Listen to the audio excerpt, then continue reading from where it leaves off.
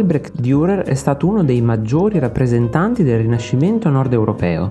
Incisore, disegnatore, pittore e letterato, è considerato tra i più grandi artisti tedeschi di sempre.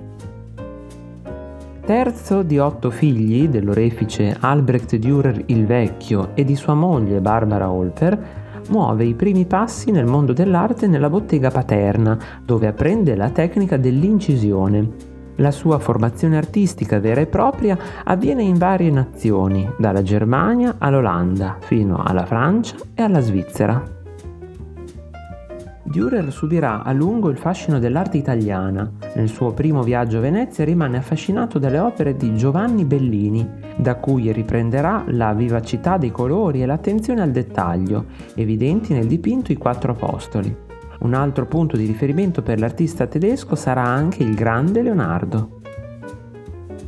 Oltre che grande artista, Dürer fu anche un lungimirante imprenditore. Quando si rese conto che le sue stampe incontravano il gusto del pubblico, cominciò a lavorare autonomamente. In pratica con lui mutò un principio di base del mercato dell'arte dell'epoca. L'artista anticipava le richieste del committente. Dürer fu molto attento al copyright, tanto da richiedere all'imperatore un atto che tutelasse la sua firma. Personaggio influente del suo tempo, Dürer fu attento alle vicende politiche e sociali della sua epoca.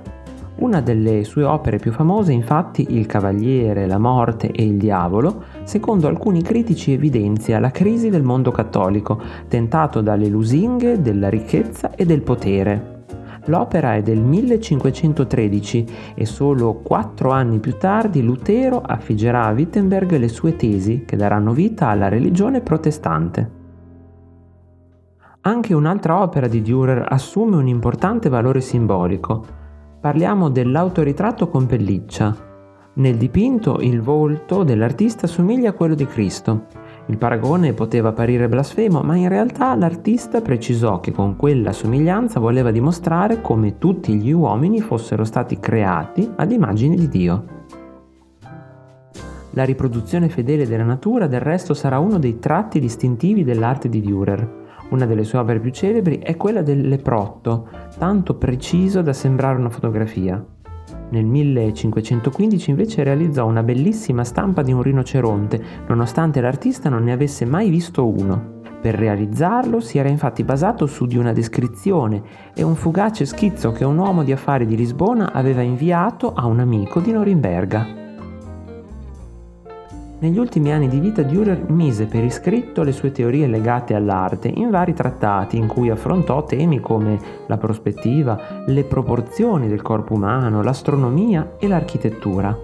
L'obiettivo era quello di nobilitare la figura dell'artista come uomo di pensiero oltre che di tecnica, differenziandola così da quella del semplice artigiano. Nel 1520 Dürer si recò nei Paesi Bassi per assistere all'incoronazione dell'imperatore Carlo V.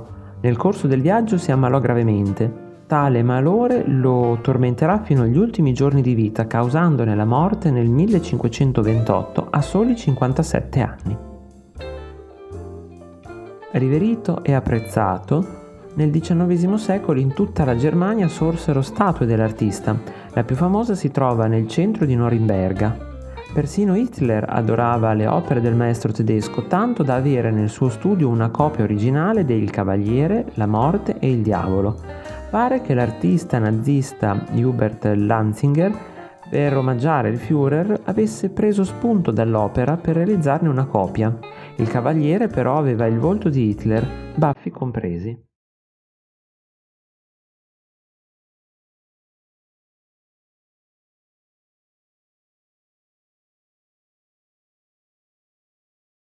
Se il video ti è piaciuto o l'hai trovato utile, lascia un like qui sotto o un commento e condividilo con i tuoi amici.